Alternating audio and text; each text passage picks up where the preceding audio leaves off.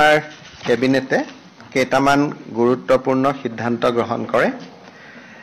আপোনালোকে ইতিমধ্যে জানে যে অসমত আমি কেইবাটাও সমষ্টিত ইতিমধ্যে সমজিলা গঠন কৰিছিলোঁ আৰু সমজিলাবিলাকৰ কাম-কাজে ৰাইজৰ বহু সমস্যাৰ সমাধান কৰিব পাৰিছে আৰু সমজিলাসমূহ নিৰ্মাণৰ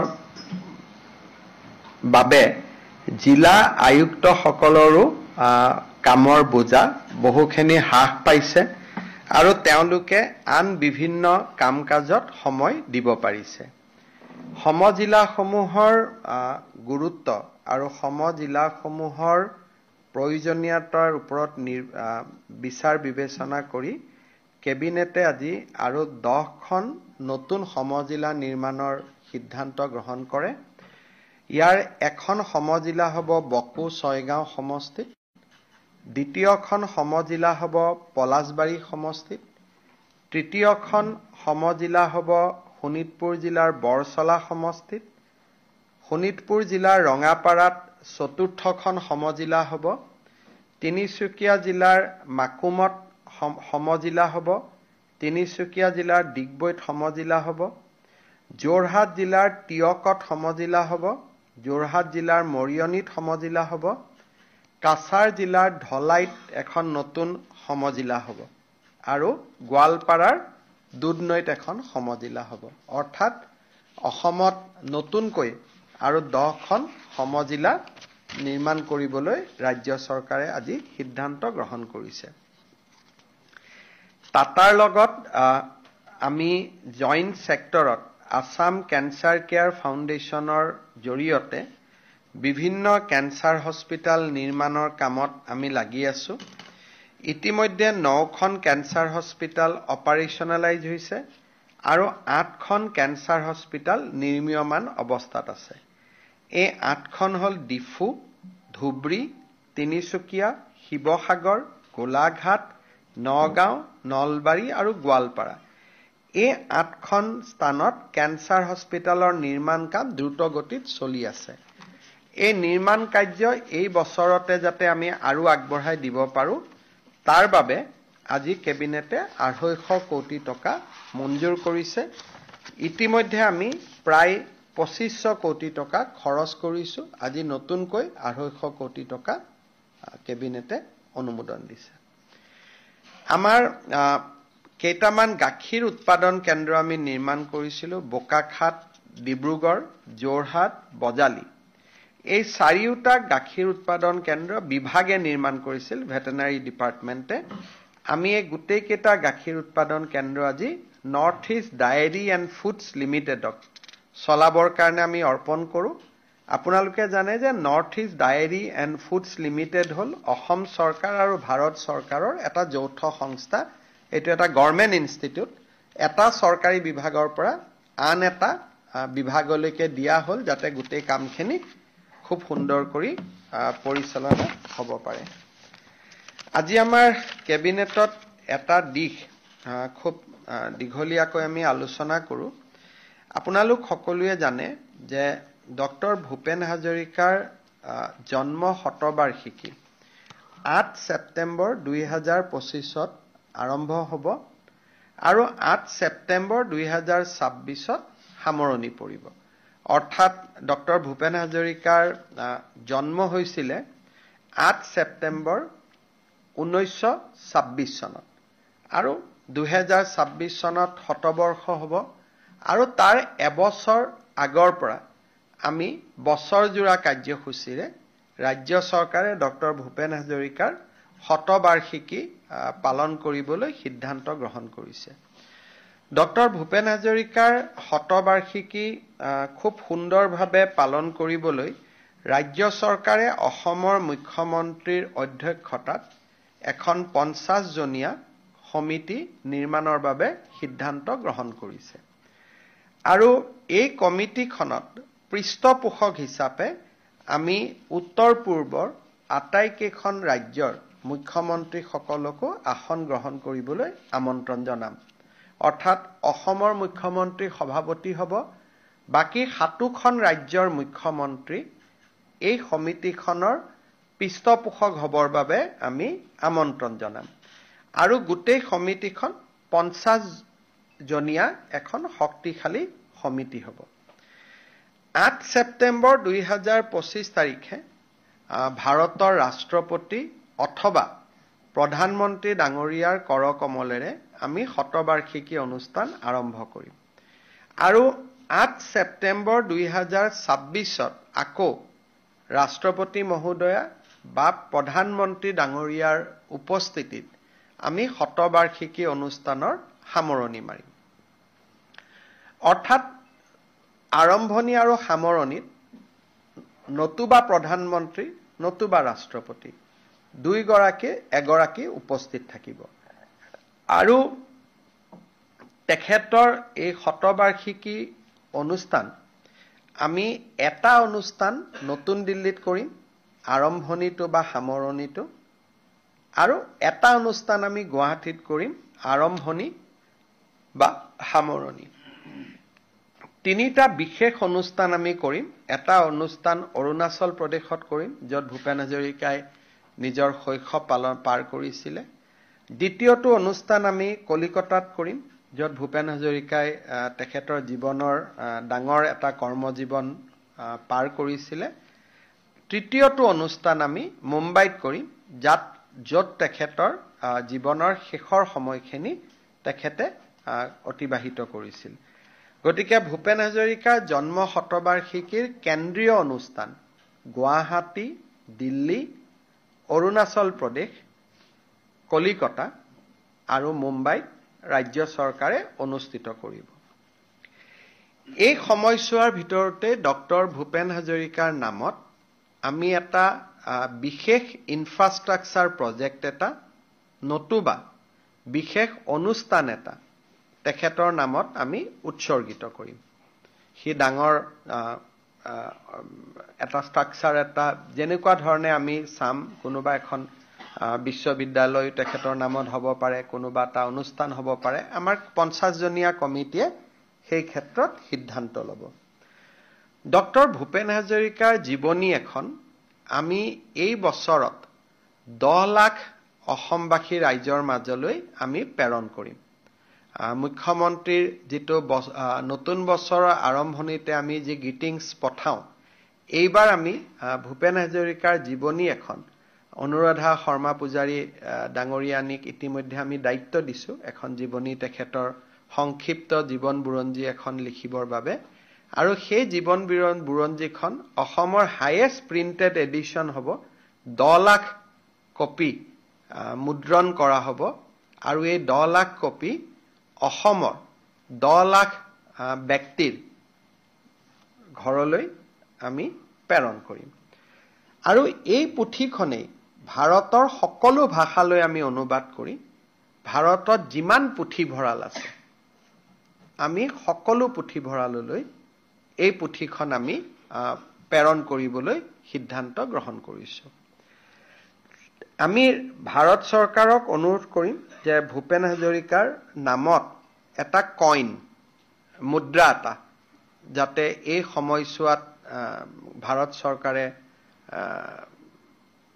তেখেতৰ স্মৃতিত এটা নতুন মুদ্ৰা এটা ৰিজাৰ্ভ বেংকৰ দ্বাৰা নিৰ্মাণ কৰিবৰ বাবে সিদ্ধান্ত লয় তাৰ বাবে আমি ৰিজাৰ্ভ বেংক অফ ইণ্ডিয়া আৰু ভাৰত চৰকাৰক অনুৰোধ কৰিম চতুৰ্থতে ৰাজ্য চৰকাৰে ভূপেন হাজৰিকাৰ জীৱনৰ ওপৰত অসমীয়া ইংৰাজী আৰু হিন্দীত আমি এখন তথ্যচিত্ৰ নিৰ্মাণ কৰিম আৰু তেখেতৰ গান আৰু কৰ্মজীৱন ইয়াৰ ওপৰত গোটেই বছৰটোতে ৰাজ্যৰ শিক্ষানুষ্ঠানসমূহত আমি বিশেষকৈ আলাপ আলোচনা আৰু চৰ্চা যাতে হয় তাৰ বাবে আমি প্ৰচেষ্টা হাতত ল'ম গতিকে এই গোটেইখিনিৰ জৰিয়তে আমি ভূপেন হাজৰিকাৰ শতবাৰ্ষিকী অনুষ্ঠান উদযাপন কৰাৰ সিদ্ধান্ত লৈছো আজি কেবিনেটত আৰু মই ভাবো যে চৰকাৰে যি ধৰণে পালন কৰিব অসমৰ ৰাইজেও চৰকাৰী যিখিনি আমি ইনিচিয়েটিভ লম এটোটো ঠিক আছে কিন্তু ভূপেন হাজৰিকা চৰকাৰৰ সম্পদ নহয়, তেখেত অসমৰ ৰাইজৰ সম্পদ, অসমৰ এক মহিৰুহ। গতিকে আমি ৰাজ্য চৰকাৰে অনুৰোধ কৰিম যে এক গাম্ভীৰ্যতা পৰিৱেশৰ মাজত চৰকাৰৰ লগতে ৰাইজেও যাতে ভূপেন হাজৰিকাৰ জন্ম শতবাৰ্ষিকী পালন কৰে। এইখিনি আছিল। আপোনালোকে যদি কিবা সুধিব খুজিছে সুধিব পাৰে। মেডিকেল কলেজ নহয়, কেঞ্চাৰ হস্পিটেল। এতিয়ালৈকে আমি অলমোষ্ট 2,500 crore খৰচ কৰিছোঁ ৰাজ্য চৰকাৰৰ পৰা। আজি আৰু 250 কোটি টকা আমি অনুমোদন কৰিছোঁ। টোটেল আমাৰ হস্পিটেল হ'ব 9 + 7, 16খন। একো নাই, হ'ব। স্যাৰ, অন্য এটা প্ৰসংগ সুধিব বিচাৰিছিলোঁ।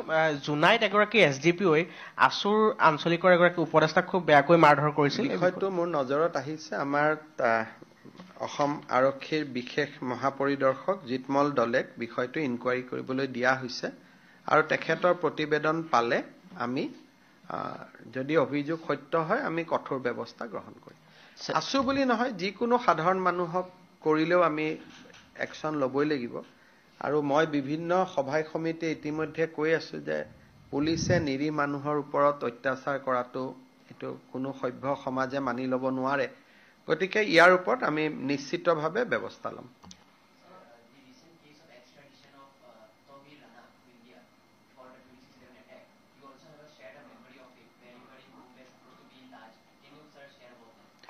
No, already I have tweeted. I think that day around 4 p.m. I landed in Mumbai airport and supposed to go to the Taj. My booking was there. But because of some reason, I decided not to go to the Taj and I took a hotel that I think Marriott Hotel in near the airport. And while I was in hotel only, that point of time, just when I have check-in, that point of time around evening we come to know about the first incident, and entire night I was there, and in fact I have to instead of hotel I have gone to a residence of a known person in the night itself so that we can be safe. And from the hotel I went out, and next day morning I went to Taj in a complete civil atmosphere, and at the point of time I was minister also, I did not have security, and from a distance I have seen entire action, and I stayed back for next 2 days just to see what happened, and we know what happened. So today it is a big diplomatic victory because of Prime Minister Modi. As you know, that American court has in fact acquitted Rana at some point of time. During the UPA regime, he got acquittal. He was in the jail because of the Dennis case, not because of the Mumbai case. Because that point of time case was not followed properly. But today, it is a big diplomatic victory for the Prime Minister, for the people of India, and we must compliment Prime Minister Narendra Modi for this huge diplomatic victory. We have all faith on our judiciary. I am sure that judiciary will give him what he deserves. Also, this also reaffirm the points that whoever fugitive today outside India, they must have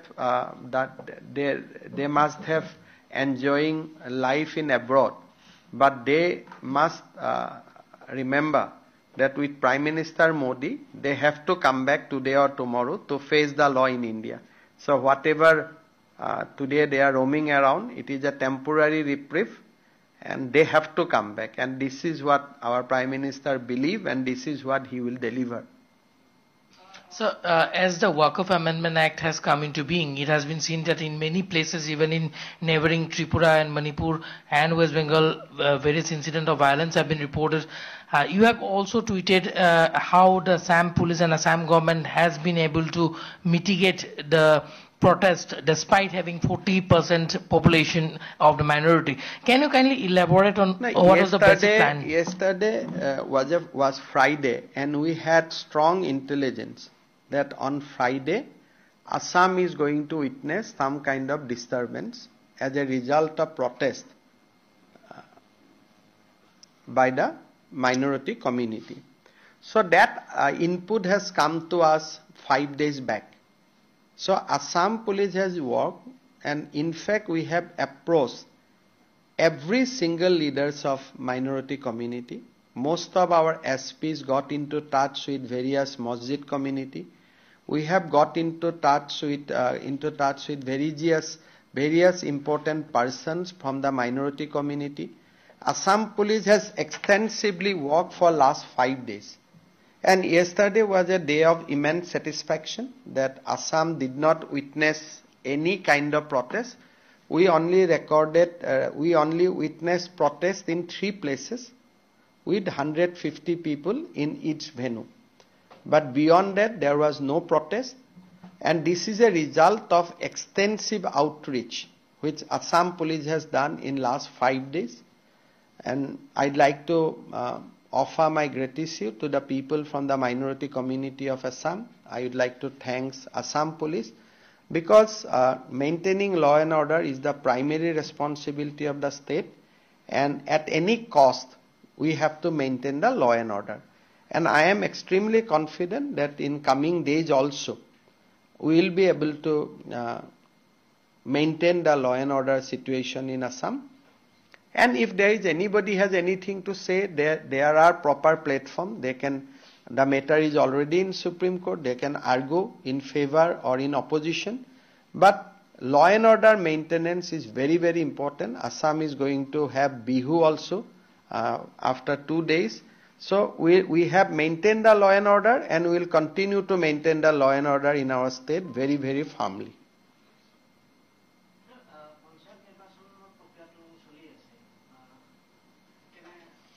পঞ্চায়তত মই ভাবো যে কালি মই party অফিচত যাম বা কালি আমি ইয়াত আমাৰ দুধনৈটো শপত গ্ৰহণ আছে, তেতিয়া আপোনালোকক ডাটাটো ক'ব পাৰিম। কিন্তু বহুতবিলাক ভাৰতীয় জনতা পাৰ্টি আৰু মিত্ৰজোঁটৰ পাৰ্টি ইতিমধ্যে বহুত বিনা প্ৰতিদ্বন্দ্বিতাৰে নিৰ্বাচিত হৈছে।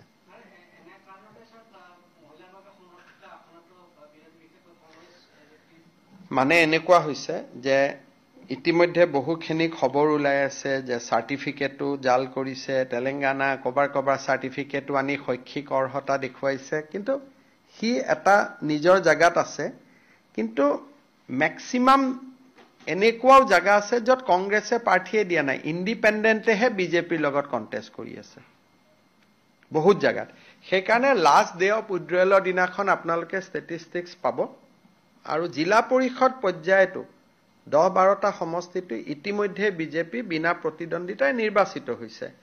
আৰু মই ভাবো যে পঞ্চায়তত আমাৰ ৰিজাল্ট খুবেই ভাল হ'ব। আপোনালোকে চাওক যে বিজেপি ইমান ডাঙৰ পাৰ্টি, আমি টিকট দিলো, কতো এটা ধৰ্ণা নাই, কতো এটা শ্লোগান নাই, কতো মাটিত বেজিটো পৰিলেও শব্দ হয়। কিন্তু আমাৰ দলত মিত্ৰজোঁটৰ লগতো আমাৰ এলায়েন্স হ'ল, আমি এজিপিৰ লগত এলায়েন্স কৰিছো, গণশক্তিৰ লগত এলায়েন্স কৰিছো, ৰাভা যৌথ মঞ্চৰ লগত এলায়েন্স কৰিছো, কতো এটা শব্দও হোৱা নাই। আৰু আমাৰ নিজৰ দলৰ পৰা আমি ইমান টিকট দিছো, কিন্তু কোনো ধৰণৰ শব্দ এটাও হোৱা নাই। আৰু ই প্ৰমাণ কৰে যে ভাৰতীয় জনতা পাৰ্টি 2026ৰ কাৰণে আমি কোনটো লেভেলত প্ৰস্তুত হৈ আছো। সদস্য ভৰ্তিৰ অভিযানৰ পৰা আজিলৈকে প্ৰেসিডেন্ট সিলেক্ট হ'ল, জিলা ডিস্ট্ৰিক্ট প্ৰেসিডেন্ট হ'ল, ব্লক প্ৰেসিডেন্ট হ'ল, গোটেই ডিসিপ্লিন আৰু এটা ইনভলভমেন্ট আপোনালোকে দেখা পাব। আৰু এবাৰ জিলা পৰিষদতো বা পঞ্চায়ততো টিকেট ফিল্ডৰ পৰা যেনেকৈ আহিছে আমি তেনেকৈ দিছো, কিন্তু কতো প্ৰতিবাদ নাই। তাৰমানে পঞ্চায়তটো এটা জাস্ট আৰম্ভণি। 26ৰ কাৰণে আমি কোনটো পৰ্যায়ত সাজু হৈ আছো ইয়াৰ পৰা আপোনালোকে আন্দাজ কৰিব পাৰে। আমাৰ ধৰক বেছি ইলেকশ্যন উত্তেজিত নহলে ভোট দিয়া মানুহো কমি যায়। সেইকাৰণে 21 তাৰিখৰ পৰা আমিও কেম্পেইনো কৰিব লাগিব যাতে মানুহ ভোট দিয়ে কিয় কাৰণে যদি এবাৰ মানুহে ভাবি লয় যে জিকিবই বুলি তেতিয়া বহুত মানে ভোটো দিব নাহে সেইকাৰণে পাৰ্চেন্টেজ বা ভোটৰ সংখ্যা ইলেকশ্যনৰ উত্তেজনাৰ ওপৰত নিৰ্ভৰ কৰে যদি ইলেকশ্যন ঠাণ্ডা হৈ যায় তেতিয়াতো ভোট কম হৈ যাব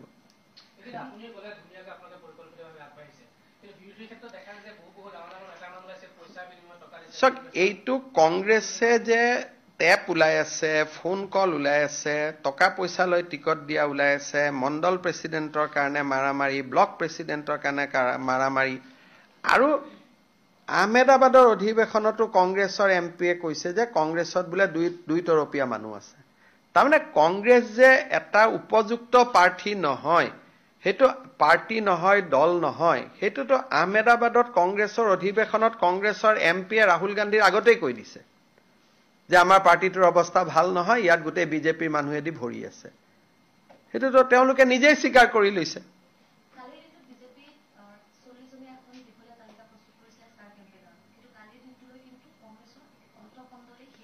না আমাৰতো সব ৰেডি 21 তাৰিখৰ পৰা আমাৰ কেম্পেইনৰো মিটিং ঠিক হৈ গ'ল মই কোট মিটিং কৰিম দিলীপ শইকীয়াই কোট মিটিং কৰিব আমাৰ মন্ত্ৰীসকলে কোট কৰিব কোনে কোট প্ৰচাৰত যাব কেইখন মিটিং হ'ব আপোনালোকে পিজুজ হাজৰিকা মেনেজমেন্ট কমিটি চাই আছে খুধিলে গম পাব যে আমাৰ সব ৰেডি আমাৰ একো পোষ্টাৰ আহি গ'ল মেনিফেষ্টো ৰেডি গতিকে বিহু শেষ হোৱাৰ দিনাখনৰ পিছতে আমি জপিয়াই পৰিম আমাৰ সকলো ৰেডি হৈ আছে আৰু এইটো বুলি নহয় আমি আৰু তিনটা ইলেকশ্যনৰ কাৰণে ৰেডি হৈ আছো বিটিসি ফনুৱাল কছাৰী মিসিং কাউন্সিল তাৰ কাৰণেও আমাৰ বেলেগ টিমে কাম কৰি আছে আমি পঞ্চায়ততে ৰখি যোৱা নাই বিটিসিৰ কমিটি অলৰেডি গঠন হৈ গ'ল মোৰ সভাপতিত্বত মিসিং কাউন্সিলৰ কমিটি হৈ গ'ল ফনুৱালৰ কমিটি হৈ গ'ল গতিকে পঞ্চায়তলৈকে ৰখি নাথাকি আমি নেক্সটটো সোমাই গ'লো ফাইনাল সেমি ফাইনাল বুলি একো নাই আৰু আমি এটাৰ পিছত এটা প্ৰস্তুত হৈ গৈ থাকিম কাৰণ এইখন সেমি ফাইনাল বুলি ক'লে বিটিসি ইলেকশ্যনৰটো কিবা এটা নাম হ'ব লাগিব সেইকাৰণে কোৱাৰ্টাৰ বুলি ক'লে সেমি ক'ব ভাল হ'ব যদি এখন সেমি কয় তেতিয়া সেইখনক কি বুলি ক'ব সেইকাৰণে ৰাভাক লীগ বুলি ক'ব লাগিব এখন কোৱাৰ্টাৰ বুলি ক'ব লাগিব বিটিসিক যদি ফুটবলৰ লগত তুলনা কৰে গতিকে এটা আপোনালোকৰ ওপৰত নিৰ্ভৰ যে পঞ্চায়ত আৰু বিটিসি পঞ্চায়ততো সিট থাকিব বিটিসিটো 15খন আসন আছে হিউটো এখন ফাইনালত সোমাব লাগিব কিবা এটা কোৱাৰ্টাৰে হওক সেমিতে হওক গতিকে হেতু সময়ত আপোনালোকে যি নাম দিয়ে আৰু আমাৰ নাম লৈ পেলাই কোনো কথা নাই স্যাৰ গুৱাহাটীত শেহতীয়াকৈ কেইবাটাও পথ দুৰ্ঘটনা হৈছে তাৰ দুৰ্ঘটনাৰ কাৰণ হৈছে ডাম্পাৰৰ দুৰাত্ম ডাম্পাৰক কোনো ফালৰ পৰা নিয়ন্ত্ৰণ কৰা আজিৰ পৰা গুৱাহাটী পুলিচে ডাম্পাৰ বিলাকক দিলুৱাৰে দুটা ডাম্পাৰ আছে নহয় সমস্যা হৈ যেটো ধৰিলাক আপোনালোকে ক'ব সাংবাদিকৰ ওপৰত অত্যাচাৰ কৰিলে বুলি যি নহওক আজিৰ পৰা ডাম্পাৰৰ ওপৰত একচন হ'ব